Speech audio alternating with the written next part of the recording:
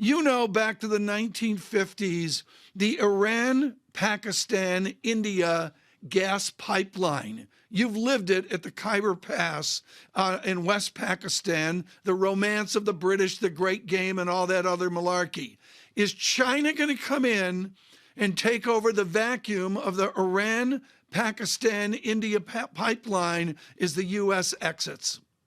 Tom, you always go straight to the point of the matter, and it is really interesting. As you said, I've studied these natural gas pipelines going through all the way in Asia, but also in Europe.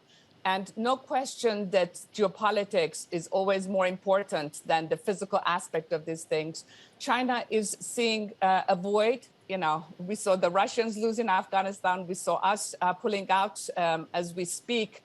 And no question that the Chinese are seeing a big void. And they will take advantage because they will need a lot of energy to continue their growth. And they know that natural gas is part of that solution to their coal problem. Our core memory here is cobalt in Africa, how the Chinese came in and worked out long-term contracts on obscure minerals.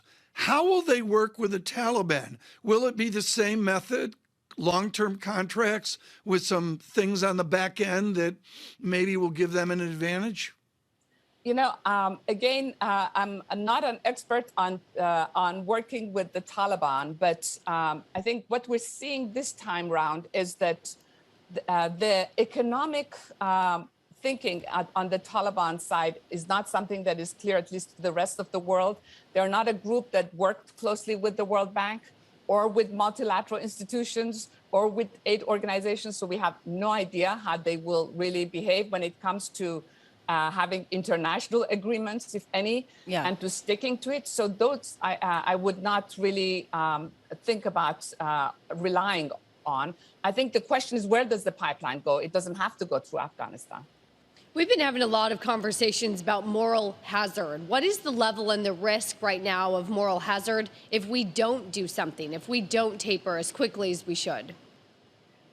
I think the big problem, if we don't start tapering, whether it is in October or November or December, more likely November, December time, is the pressure of inflation. Again, our thinking at Rock Creek and my thinking is that the supply chain problems are so huge, so overwhelming, number one, and all the other things that are going on in terms of COVID-related problems in various economies, that they are the things that are governing price increases much more than typical inflationary pressures.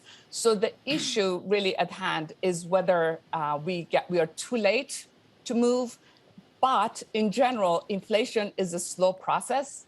And if we see it take off, I think Jay Powell and his colleagues at the Federal Reserve have lots of tools to catch up quickly if they need to. So not so worried about moral hazard.